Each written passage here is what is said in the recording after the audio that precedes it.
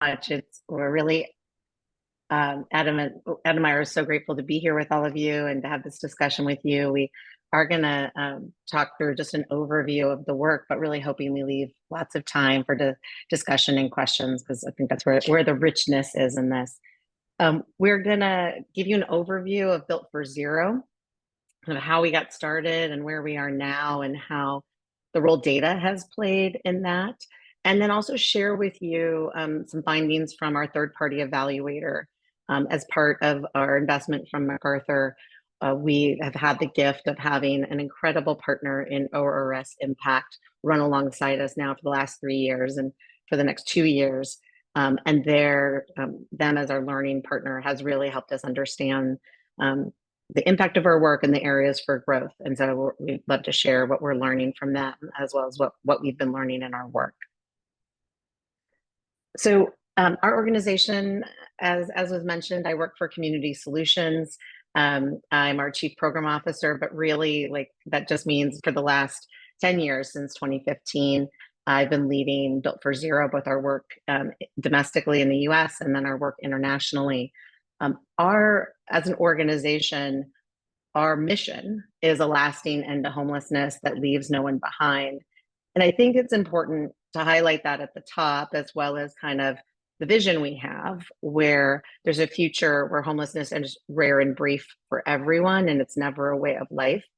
Those two things for us, those two statements, have really centered our work and been a source of honest self-reflection as we've moved forward in our work, and an opportunity to say, do we think we're getting closer to this future? And how do we need to evolve and change our work over time to help continue to move closer to this future? Our learning journey has been very winding, as many of you doing work on complex social issues can attest to, as we really started to lean in harder to homelessness, not as a technical problem that had a recipe that communities just needed to follow, but really lean into the complexity of the issue and what kind of new skills and new capacities would we need as a sector to really address it. The journey has felt to me personally like sometimes we go backwards to go forwards again. Sometimes we're climbing straight uphill and like it feels exhausting and not sure if we're headed in the same direction, the right direction. But I think in that kind of failing forward, we have learned so much, and we continue to kind of humbly be in that space where I think we've learned a lot, but still have a lot more to learn as we move forward. Our work really started, our organization and the roots of my work have been in housing. So we started as affordable housing developers. We developed lots of permit supportive housing in New York City. And our mission during that time was the same as it is today, which is a lasting end to homelessness that leaves no one behind. And when we realized that we were seeing our housing end homelessness for the people that were able to access it, but not for individuals that were still sleeping on the street, we got curious about what we needed to do differently. And so in 2010, we launched an initiative called the 100,000 Homes Campaign, which was an effort to really figure out how to help communities house the individuals that, but for us changing the way our systems work, we're never going to make it through the complexities of the housing process to get off the street or out of shelter into permanent housing. We led this 4-year campaign with 186 communities nationally, who all agreed to redesign their housing placement processes to work with the most vulnerable individuals in their communities, people on the street that you'd walk by and think, oh, that person doesn't want housing or never could be successful in housing, to really center that person and their needs as a way to redesign our system to work with the person at the center versus our agencies at the center. And those communities housed over 105,000 chronically homeless individuals, many chronically homeless veterans, folks that were being left behind by the system. And what we really looked at, the thing we were measuring was how many people were folks placing into housing every month, and could they dramatically increase that, especially for vulnerable populations. And what we saw, like in the overall population, we saw collectively our communities go from housing about 1.5% of the population who are experiencing chronic homelessness to being able to get closer to 5%. we saw like a 286% improvement on average across communities. And we really thought, like, our hypothesis was that if you could get better and better at housing people, that we would see population level reductions in homelessness, that we would see, especially in chronic homelessness. And at the end of that campaign, despite incredible outcomes and a lot of success and a lot of learning, what we didn't see is any of those communities, that increase in housing placements translate into population reductions. And it feels very obvious now. At the moment, we kind of had this aha moment of like, oh, we should have been measuring, are there fewer people experiencing homelessness? That the housing placements was one measure that was important, but it wasn't the measure that was going to tell us if all of our programs and all of our investments across a community were adding up to fewer people experiencing homelessness. And so when we invited communities to continue kind of on the learning journey with us in 2015, the invitation was, how do we design a system that can move away from only counting up?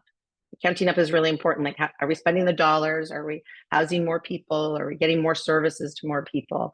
But all of that counting up actually has to translate into overall reductions in homelessness at the local level and at the national level. And so that was the invitation. We had some hypotheses on what it would take to do that work. But the invitation was, hey, we think this is the next place we need to go. Who wants to come with us on that journey? And I think that's been one of, for me, the greatest things about the work we've done and the network we have is everything I'm going to share with you is not some insight that I had. It's not some insight Community Solutions have. It's what we've learned from the field. It's what the field is learning right now, as hundreds and hundreds of communities and hundreds of leaders are every day dedicating their work to figuring out how to build systems that can measurably reduce and sustain an end to homelessness. And so that's been the work since 2015, is this challenge of counting down and how do we build these systems. We started with a network of 75 communities. So we invited communities like to raise their hand and say, who wants to be accountable for population level reductions in homelessness with no new resources. We didn't have any money to give at that time. And we were a pretty small, scrappy team. And who wants to learn with us? And luckily, a group of community raised their hand and said, we're willing to go on that journey with you. Over the last 10 years, that network has expanded from 75 to now over 140. I think we're closer to like 145 communities that are participating across the US. Those communities every day are housing more and more individuals, but the measures they're really looking at and we're looking at are around, are they ending homelessness for one or more populations? Are they seeing measurable reductions? And are they seeing systems changes, things around the enabling conditions, like, are they putting policies in place that clear the path? Are they seeing reductions in inflow? Or are they seeing accelerations in housing placements that would be the first signals that they can get to reductions? So we're looking at a system level, not only at housing placements, but at multiple factors across the system. But in order to do that, the first thing we learned after a lot of trial and tribulation in the first year is that the only way to know if all the programs and investments across a community are adding up to fewer people experiencing homelessness is to have real-time data on who's experiencing homelessness. And so that was a real pivot point in our work, where we asked those communities that raised their hand not only to commit to population reductions and to get to an end to homelessness, but we asked them to commit to having monthly data across their community, and at least starting with one population, but working to get to all populations so they could actually measure progress. In addition to the US communities, we also have partners in 5 countries where we're coaching an entity that looks like we do, looks like Built for Zero, but they're leading the work. In Australia, that's this group called Advance to Zero. In Canada, it's called Built for Zero Canada. And those partners collectively have 103 communities, global communities, who are using the same methodologies and approaches and are seeing really incredible progress, including in Canada, where 4 communities have ended homelessness for at least one population. So the network is large, and I think given that has given us confidence in some pieces of the work where we have seen it be replicated in lots of different contexts. In addition to communities having quality data, being able to create a chart like you see in front of you. So this is Jacksonville's data on chronically homeless individuals. It's monthly data. So they're saying we know every single month across a defined geography, usually a county or a multi-county jurisdiction, exactly how many people are experiencing chronic homelessness. We understand the inflows and the outflows and the system dynamics so that we can answer that question. Are all of our programs and investments adding up to fewer people experiencing homelessness? And there isn't a community anywhere in the US or globally that is going to be able to end homelessness without line of sight into the problem like this. And I think that's the thing we can say with the most confidence that we have learned is this problem is so dynamic. It changes so quickly based on a lot of environmental factors.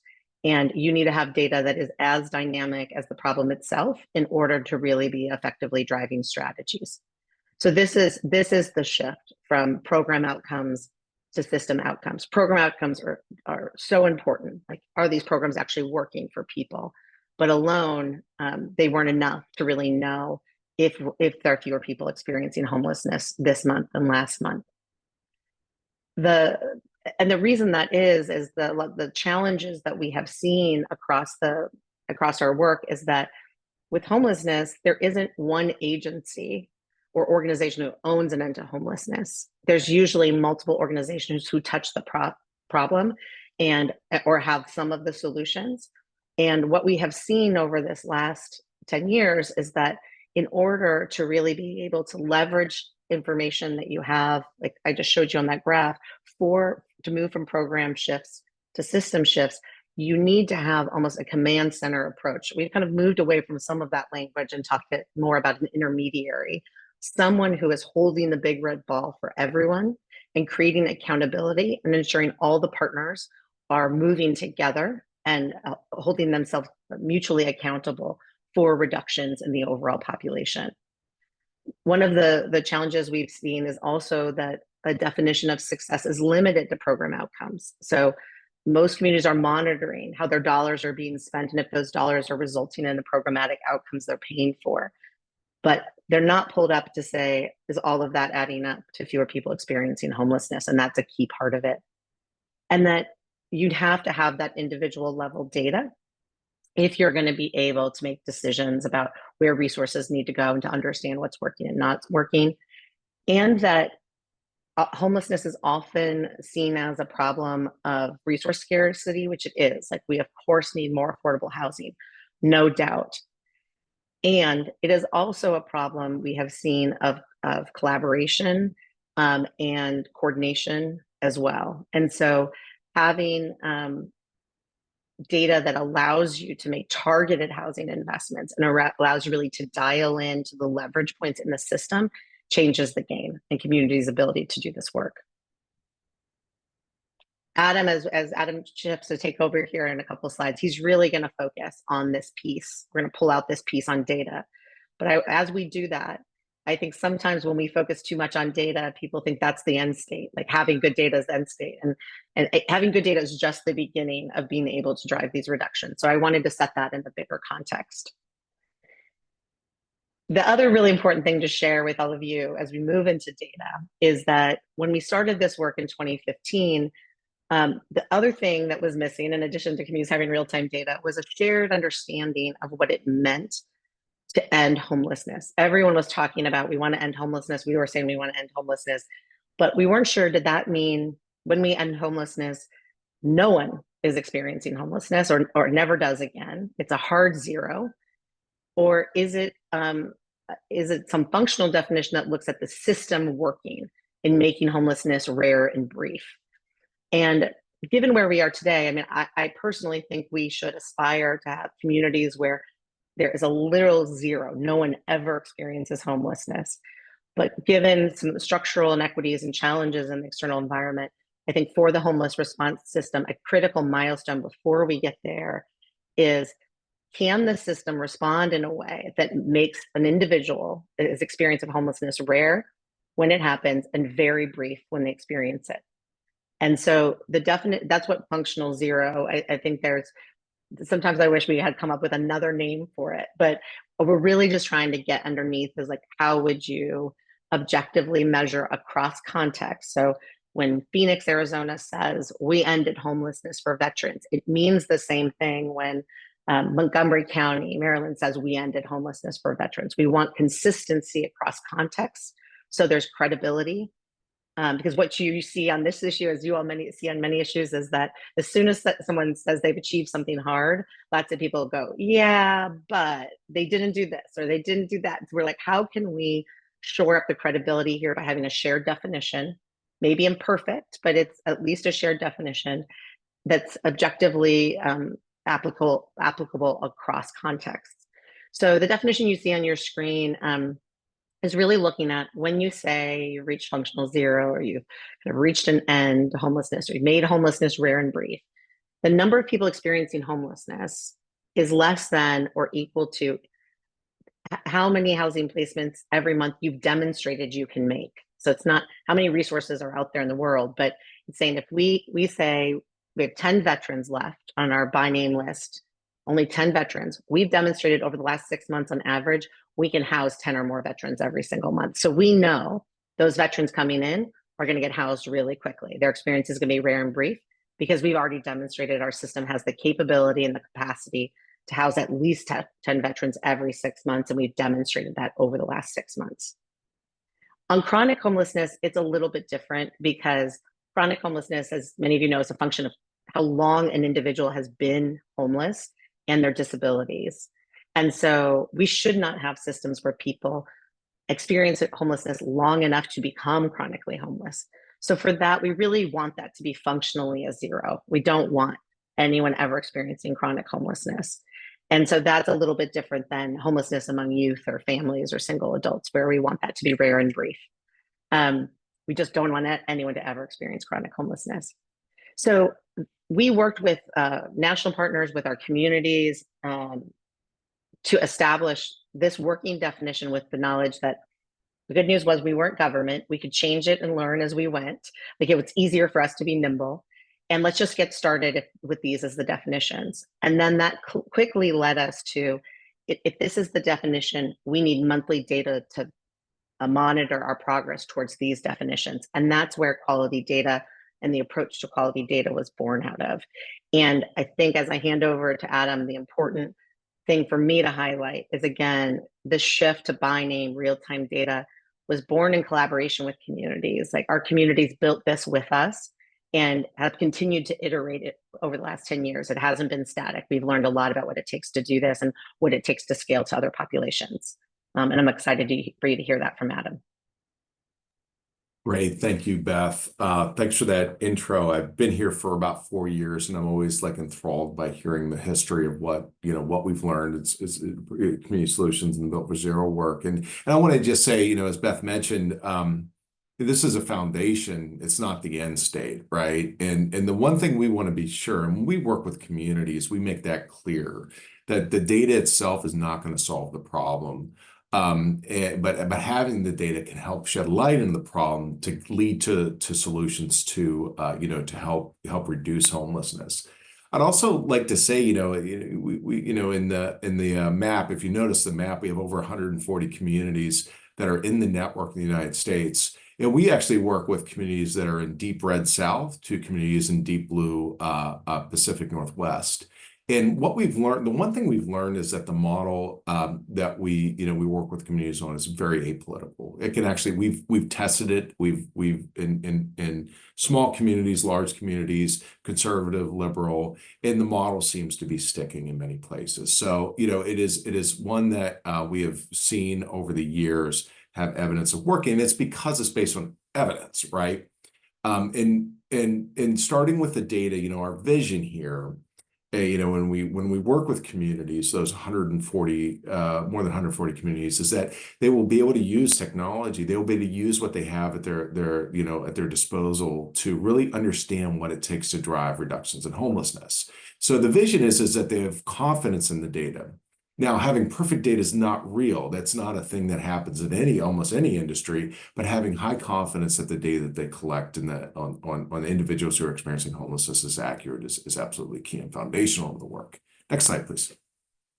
So we work with communities around what we call by name data, and it's this idea, very simply thinking about it, is that it's a list of everybody experiencing homelessness updated in real time in a community, and a community being defined as maybe in a municipality, maybe it's a county or a grouping of counties, typically at what they call the continuum of care level, which is a HUD designated geography. And what we've learned is that the HMIS system, and the HMIS, the Homeless Management Information System, which is required for communities to use to receive federal funds, is actually able to do this and be able to reconfigure that technical system to be able to produce this by name data set that has that comprehensive list of every person in the community. So what we do is we work either directly with communities, we provide direct coaching and support to communities, or we do it through intermediaries, right? Maybe we do it through states who then work with communities. And time again, we're seeing it at work, right? We're seeing the uptake, and as of now, over 80 communities, in fact, have achieved this kind of real-time data standard from small communities, like I said, small communities in the U.S. to large communities. So we've shown strong proof of concept that this is something that can work. Next slide, please.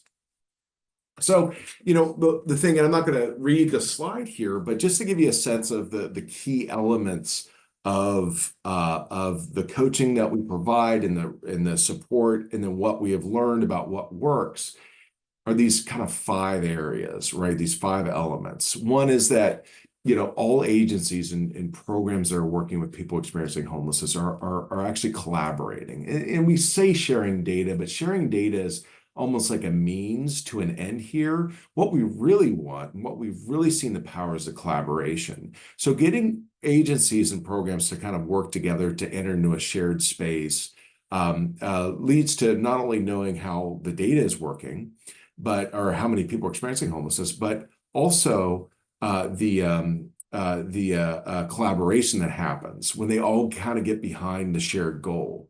So full coverage in a whole community, person level data, having information about about the person experiencing homelessness that can be shared. And I see there's a question in the chat box around PII. I'll get to that in security and consent, but I think it's really important that we highlight that.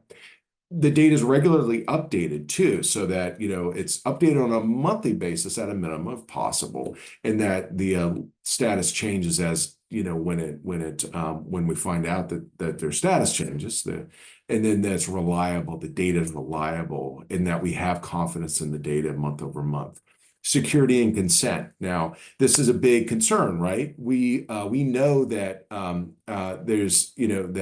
there's always risk of collecting PII, or personally identifiable information. So what we do is we do work with communities in making sure that they adhere to the federal, state, and local laws and regulations that permit or prohibit data sharing.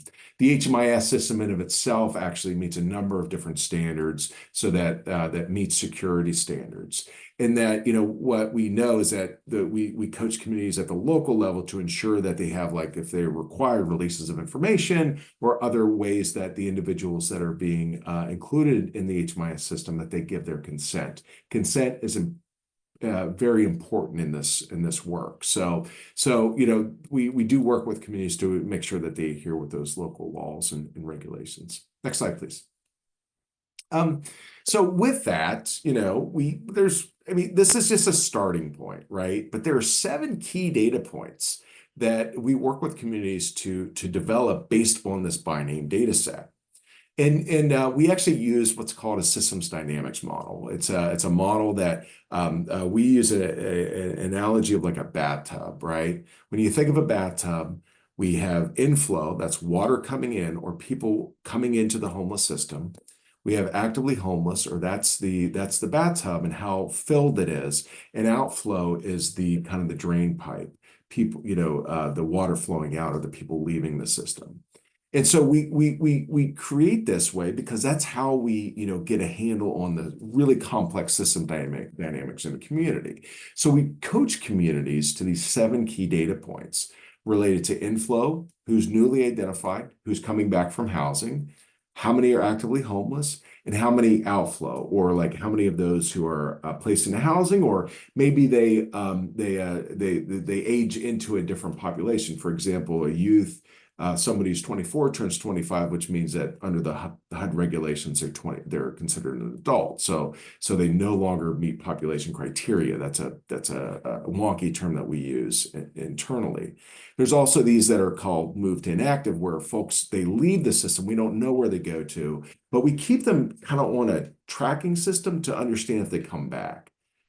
When they come back. So there's these 7 key data points that we work with communities on. And again, it doesn't matter how big or small community is, they can develop these data points that give them a sense of the system dynamic, right? To understand what's driving increases in homelessness. Is it the increase in inflow, or number of people coming in, or is it maybe decrease in outflow? Maybe there's a housing shortage that creates a backlog. And this isn't the only data that communities collect. There's a wealth of other information that HMI has, but we believe, and what we've learned is that for a community to actually see measurable reductions and eventually end, they have to start here, or they have to be here too. So it's a pretty powerful data, kind of a data model that we use and work with communities on. Next slide, please. So we have a kind of a set of basic standards, and we're not accrediting bodies or anything like that, but what we do is we actually work with communities to meet these standards, which we make available publicly. So at the end of this slide deck, you'll find that there's actually links to the standards, the scorecards as we name them. And so for a community to get to kind of this quality data standard, meaning they have confidence in their data, they have to have a good score on their scorecard, and that their reporting is reliable. The next slide, I'll get into the details of what that means here.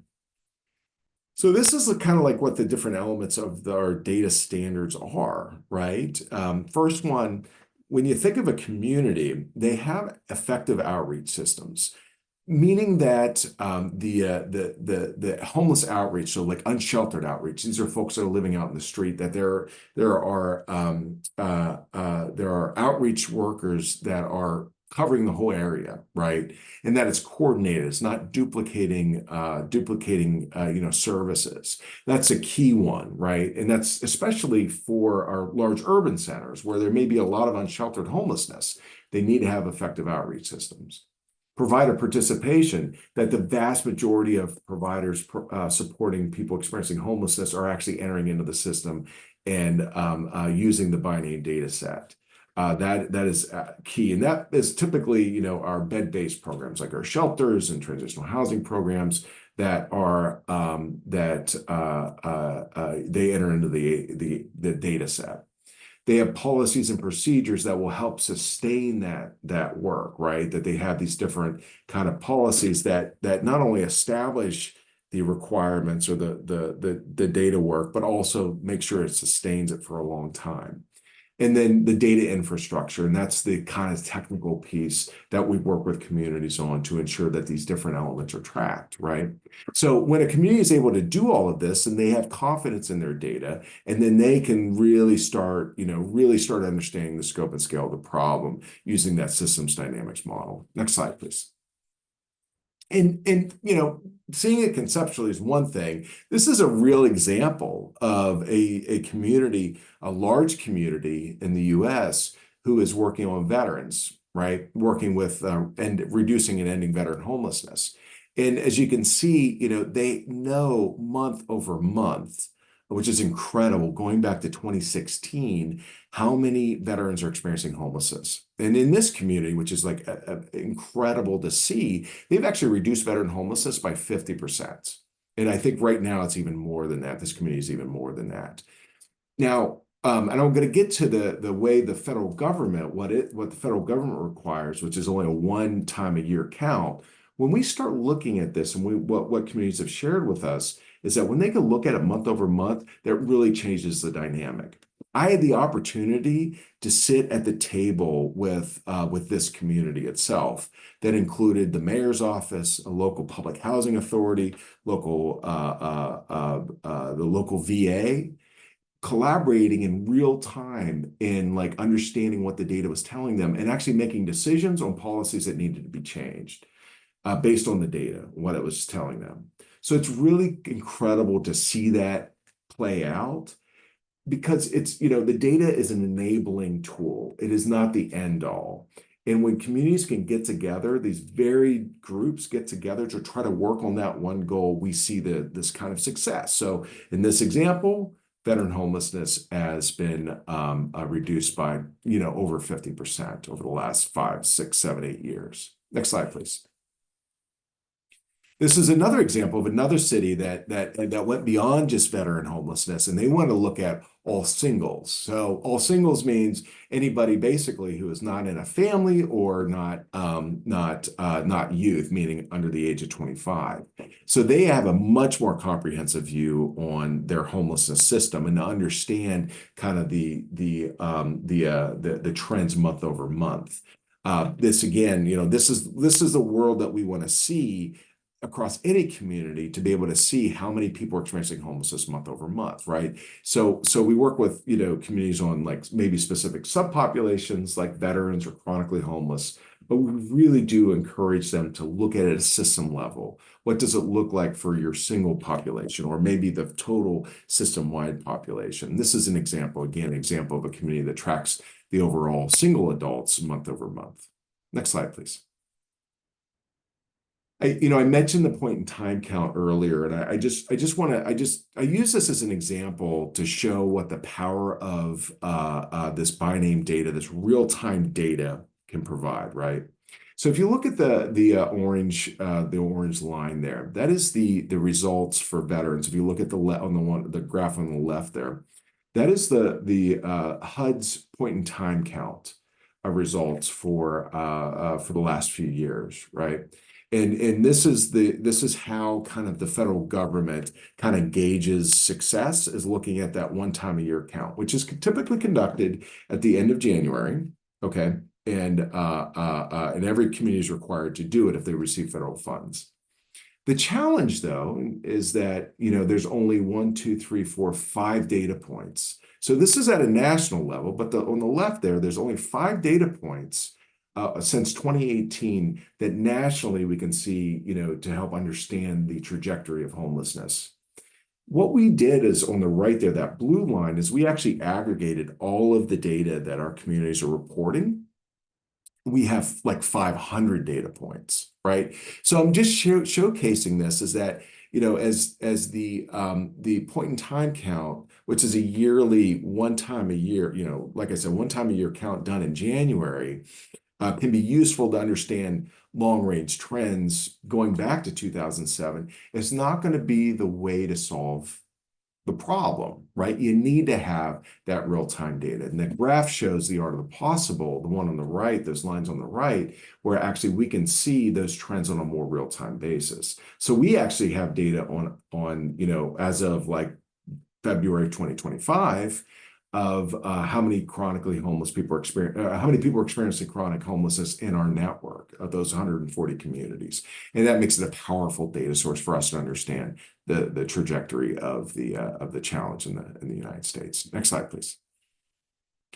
Beth mentioned earlier that we have a third-party evaluator, ORS Impact, that has been following along with us since 2021, and it's been such a gift to have a learning and evaluation partner kind of work with us to understand what we're learning, how our model's changing, how things are improving. And I'm just sharing this as an example of, as a third-party evaluator, they came in and actually evaluated some of the results that we're seeing. And we're seeing, based on the coaching work and the support work we do with communities, improvements across the board, right? That outreach is becoming more effective, that more providers are actively engaged and involved in the homelessness system. that there are data infrastructures being developed. And so we're, not only are we seeing more communities develop these data sets, so they can understand on a monthly basis how many people are experiencing homelessness, but they're also seeing improvements in how they're working together. And that's powerful, right? Because again, we're not just about the data here. The data is an enabling tool to help with that collaboration, understanding what's happening in communities. Next slide, please. So I just want to share that we have a number of different resources available on our website, community.solutions.